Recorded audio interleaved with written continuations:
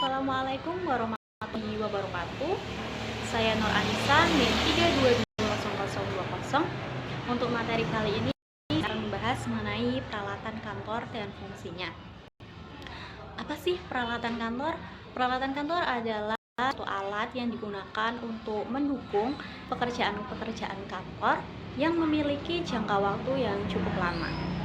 Contoh dari peralatan kantor ini, yang pertama ada komputer, berfungsi untuk menginput suatu data atau informasi dari luar, kemudian melakukan pengolahan data dan menghasilkan output, yaitu berupa informasi yang telah dihasilkan dari proses pengolahan tadi. Selain itu, komputer juga memiliki fungsi sebagai sarana atau menyimpan suatu data atau informasi berupa memori yang ada di komputer tersebut. Selain komputer, ini juga ada laptop yang memiliki fungsi yang sama. Yang kedua, ada mesin fotokopi yang berfungsi untuk menyalin, menggandakan, ataupun mengkopi suatu dokumen. Yang ketiga, ada printer. Printer ini berfungsi untuk mencetak suatu dokumen, baik berupa gambar maupun tulisan.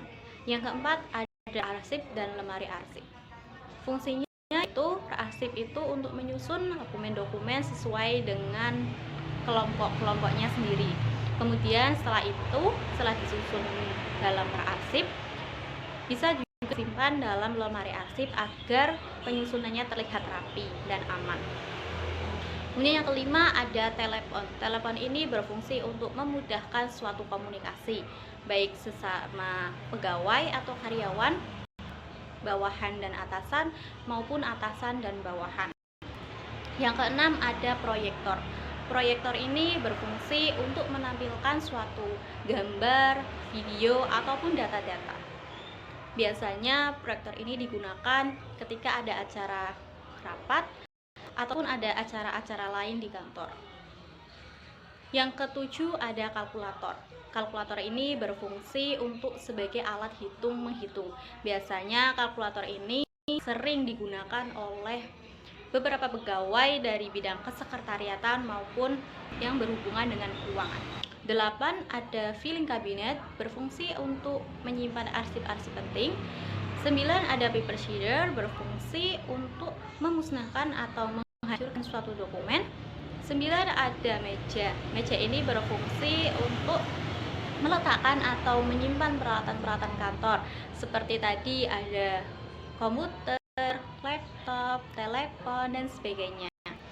Kemudian ada kursi. Kursi ini berfungsi untuk tempat duduk para pegawai, baik bawahan maupun atasan, dalam melakukan suatu pekerjaan atau aktivitas kantor. Tips merawat peralatan kantor. Pertama, bersihkan secara teratur peralatan kantor sesuai dengan pemeliharaan dari jenis masing-masing alat kantor. Yang kedua, pisahkan peralatan kantor dari yang rusak dan yang tidak rusak untuk segera dilakukan perbaikan. Yang ketiga, perhatikan cara penyimpanan peralatan kantor yang baik dan benar sesuai dengan jenis dan masing-masing peralatan kantor.